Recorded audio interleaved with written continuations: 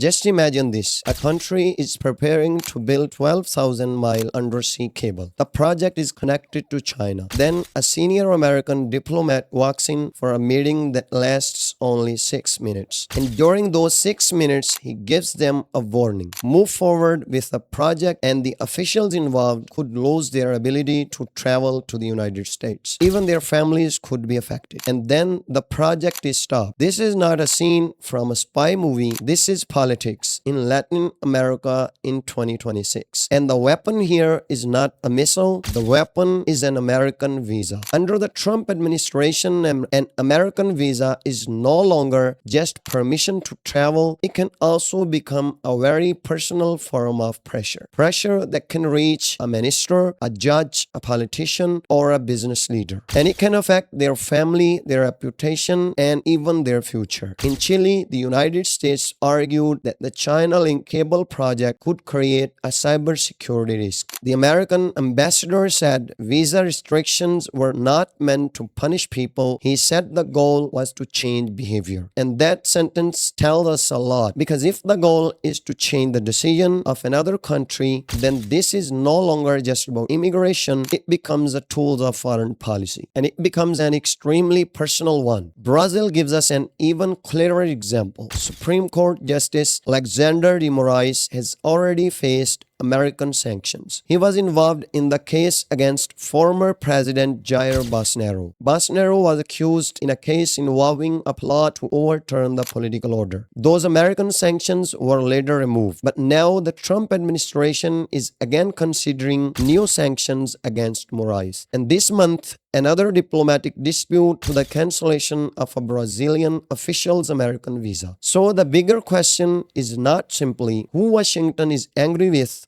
The bigger question is this: are American political interests now being used to pressure the legal and political decisions of other countries? Argentina gives us another example. An electric company there claimed its executive could lose their American visas if they continued working with Chinese company Huawei. The United States said this was about national security. In Costa Rica, several political figures faced visa cancellations during disputes involving China and new communication networks. In Panama, politicians who criticized a security agreements with the United States also faced similar action. And now we come to Mexico. The son of a former president recently said his American visa has been revoked. He called it a political attack. President Claudia Sheinbaum has also raised questions about American political interference. Now, one thing must be made clear. The United States has the right to decide who can enter its country. A visa is not an automatic right for a foreign citizen. The Trump administration argues that these actions are necessary to protect American interests. It says they can be used against corruption, drug trafficking, security threats, and growing Chinese influence. But the real criticism is not simply about the law, it is about how that power is being used. American law gives the State Department